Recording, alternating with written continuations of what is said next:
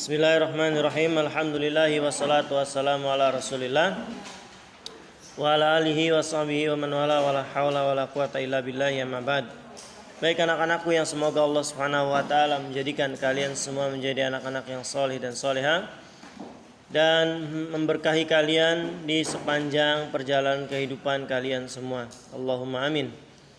Sebelum kita belajar, kita berdoa dulu kepada Allah agar Allah menambahkan kepada kita ilmu yang bermanfaat. Allahumma inna nas'aluka ilman nafi'a wa rizqan thayyiba wa amalan mutaqabbala. Baik anak-anakku yang semoga Allah Subhanahu wa taala muliakan, sampai pada halaman 17 pelajaran sirah, perjalanan hijrah ke Madinah. Apa judulnya? Perjalanan hijrah ke Madinah. Ya. Ingat di pekan kemarin kita sudah belajar tentang rencana pembunuhan Rasulullah Sallallahu Alaihi Wasallam yang digagas oleh siapa? Abu Jahal, ya, untuk membunuh Rasulullah Sallallahu Alaihi Wasallam. Berhasil tidak? Tidak. Ya, kita sudah jelaskan. Baik, perjalanan hijrah ke Madinah, halaman 17, pelajaran kedua. Setelah berhasil melewati kepungan 11 pemuda Quraisy yang akan membunuhnya, Rasulullah pergi menuju rumah sahabatnya Abu Bakar As-Siddiq. Jadi malam itu beliau nggak langsung ke Madinah, enggak, ke rumah Abu Bakar dulu. Nyamper Abu Bakar ke sana untuk hijrah bersama. Ya. Abu Bakar sendiri sudah menunggu di rumahnya. Beliau sangat khawatir terhadap keselamatan Rasulullah Sallallahu Alaihi Wasallam karena saat itu kondisinya memang mencekam. Malam itu mereka berdua hijrah ke Madinah. Jadi malam itu juga langsung berangkat ke Madinah. Di Goa Tur. Ya. Rasulullah menyadari bahwa orang-orang Quraisy pasti mencari beliau. Mereka pasti akan mencari beliau di sepanjang jalur utama yang mengarah ke utara. Jadi saat itu beliau hijrah dari mana ke mana coba? Dari Mekah ke Madinah. Nah, arah Madinah kalau dari Mekah itu ke utara. Paham? Ke utara. Maka beliau, ya, untuk menghindari kejaran mereka, beliau mengambil jalur yang berlawanan, ya, yaitu jalur selatan. Ini cerdasnya Rasulullah. Jadi kalau dikejar orang, jangan lari di jalan utama, ya, ya pasti kekejar. Seperti Rasulullah, ya, kalau dari Mekah menuju Madinah itu perjalanannya harus ke utara, ya kan? Nah, beliau nggak ngambil ke utara, ngambilnya ke selatan, berbalik. Kalian dari Asuna 1, kalau mau Asuna 2, jalurnya kan sini, naik gitu kan? Ya. Terus bisa nggak kalau kalian ke Kali Tanjung dulu sana, muter sana, evakuasi, lalu sini Sekar Kemuning, Asuna 2, lewat Makam Kagok, bisa nggak ke Asuna 2? Bisa, ya kan? Orang nggak akan nyangka. Misal kalian dikejar Ustadz dari Asuna 1 ke Asuna 2. Ustadz kan nggak mungkin nyari kemana-mana. Pasti jalurnya udah sini kan. Nanti pos satpam naik gitu kan. Di masjid, sini lapangan. Tahu-tahu kalian misalkan lewat jalur sungai. Jadi begitu ada jembatan kan. Nanti dari Asuna 1 kalau mau Asuna 2 kan ada jembatan tuh. Ya, yang atasnya ada kelas. Ingat nggak? Jangan-jangan udah setahun libur nggak inget lagi Asuna 1. Ingat nggak? Iya, yang MTS, yang nyambung MTS dan SD, yang atasnya yang kayak lorong tuh. Iya, nah itu kan ada jembatan. Misalkan dari situ kalian turun ke jembatan itu, terus sungainya juga lagi nggak deras, akhirnya kalian turun ke sungai. Bisa nggak ke Asuna 2? Bisa nih, nanti nongolnya di belakang sini. Iya kan? Tapi kan Ustadz nggak akan nyangka. Iya, nggak mungkin Ustadz nyangka gitu. Kalau ambil jalur yang jauh, misal ke sana dulu Kali Tanjung, evakuasi, baru ke situ Sekar Kemuning, nanti belok ke kanan Makam Kagok, baru masuk ke MTS, baru ke SD. Ya kan? Nggak nyangka Ustadz. Begitupun Rasulullah, beliau cerdas, ya. Jadi nggak ngambil jalur utara. Kalau jalur utara pasti ketahuan. Jadi beliau ngambil beralahan. Harusnya ke kanan, beliau ke kiri. Lebih jauh nggak? Ya lebih jauh pasti. Ya, pasti lebih jauh karena menjauh dulu kan.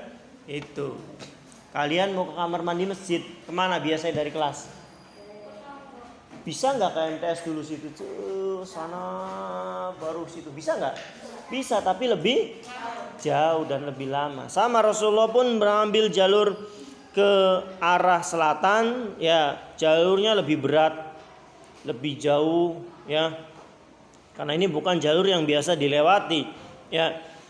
Ini kayak semacam jalur alternatif gitu ya. Tapi bisa gitu, semuanya lebih jauh.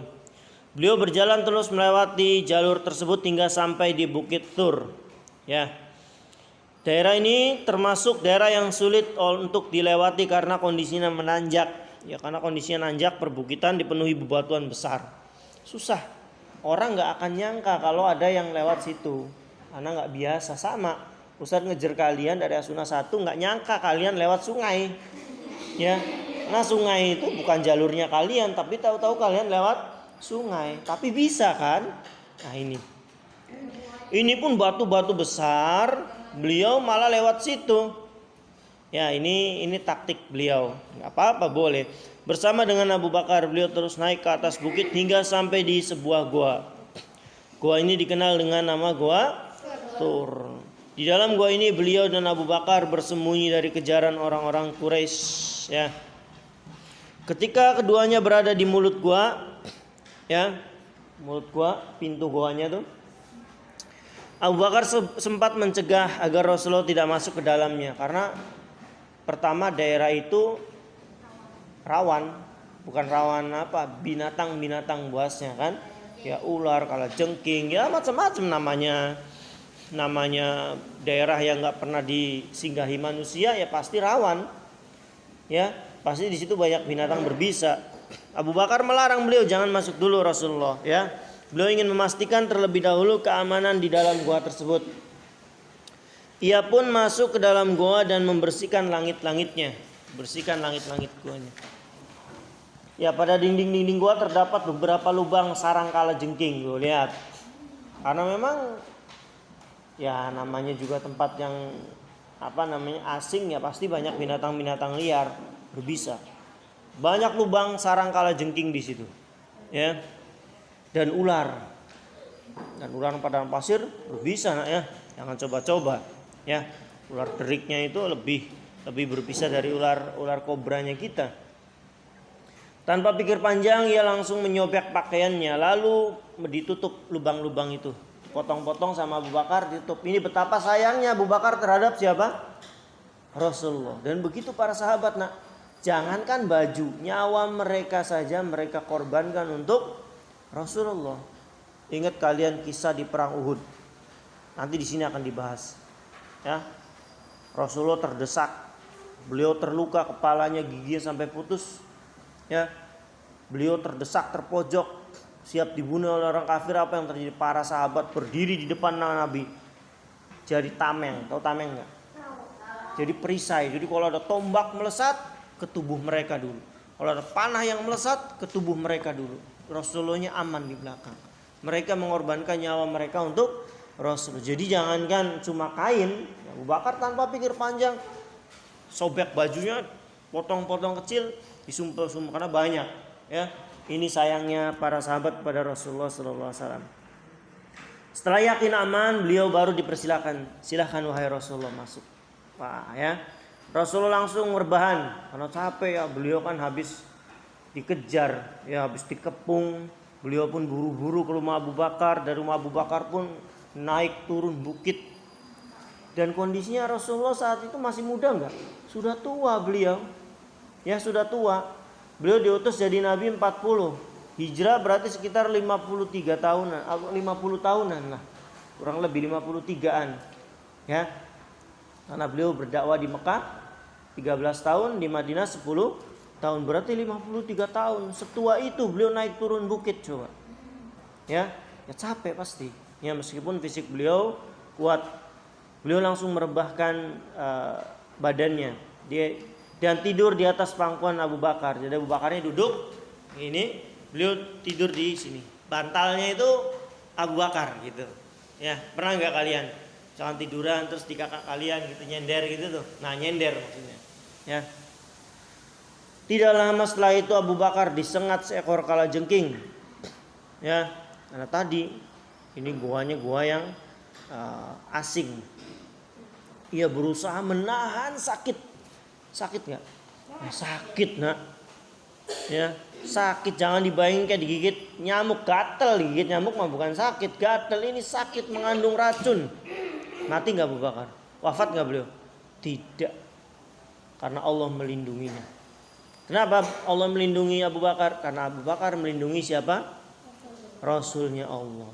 Kesayangannya Allah dilindungi, maka Allah pun balas melindungi Abu Bakar. Ya, Abu Bakar nggak meninggal, menemani Rasulullah sampai ke Madinah buktinya. Ya nggak satu nggak keracunan. Ya kalau kita jangan coba-coba ada kalajengking pegang, yang ada tubuh kita membiru nanti.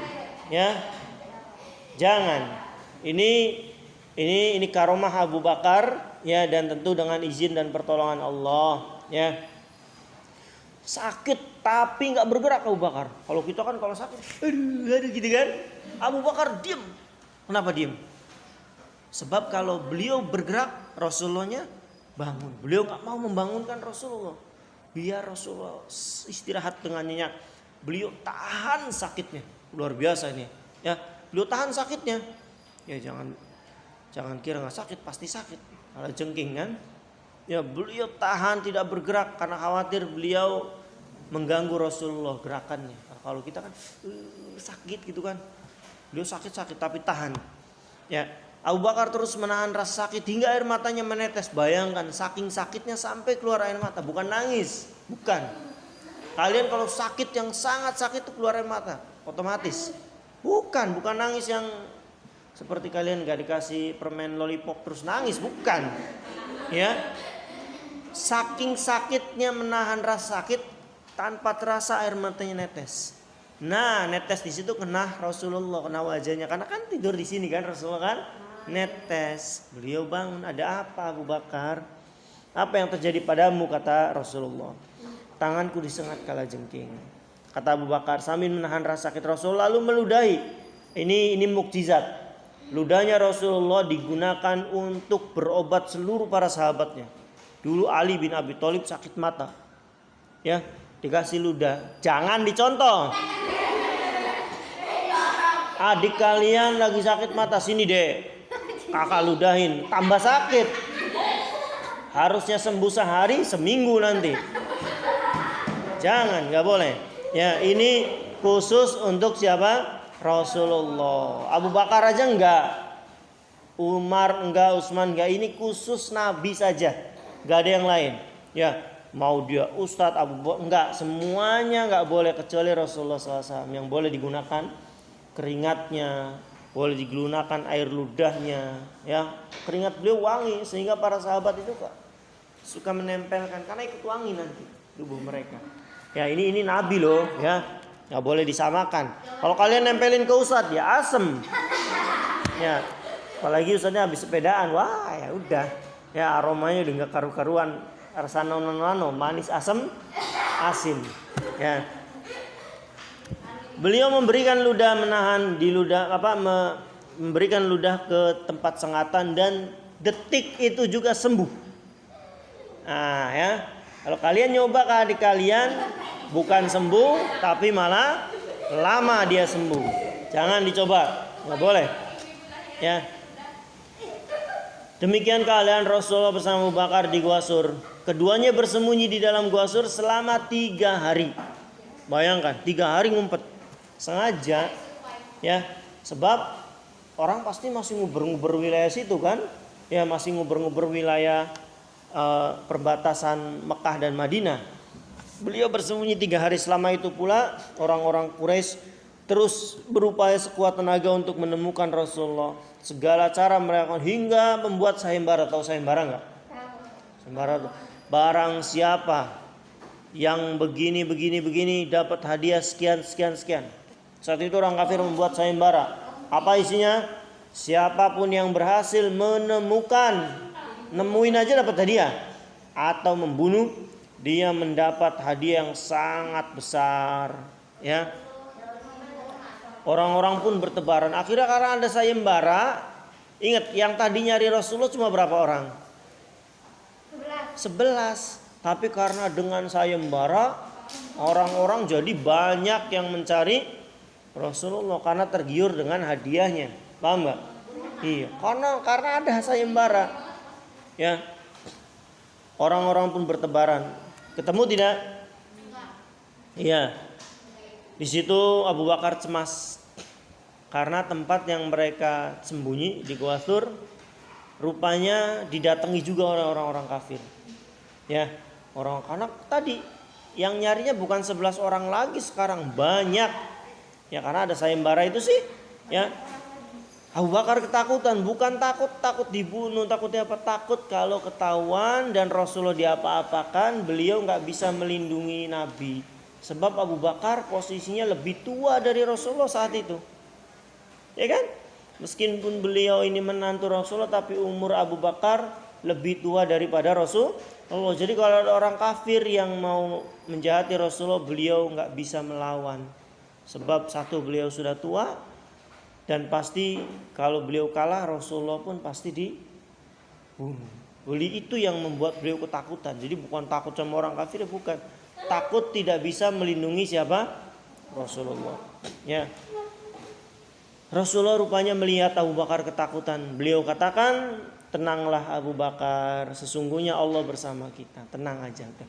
Allah bersama kita, pasti menyelamatkan kita. Ya. Lalu selamat saat itu ya. Di sini ada cerita, cuman cerita ini tidak sahih ya. Di sini ada burung merpati dan jaring laba-laba yang menutup gua. Ya, ini ceritanya tidak sahih, tidak benar. Yang benar ya Allah selamatkan mereka dari pandangan orang-orang kafir Quraisy saat itu. Baik, ya, karena ini Ustaz juga sambil ngerekam ya, sudah 17 menit nih. Waktu juga di sini tinggal 10 menit lagi. Sebentar, Ustaz matikan dulu. Subhanakallahumma bihamdik, asyhadu an la ilaha illa anta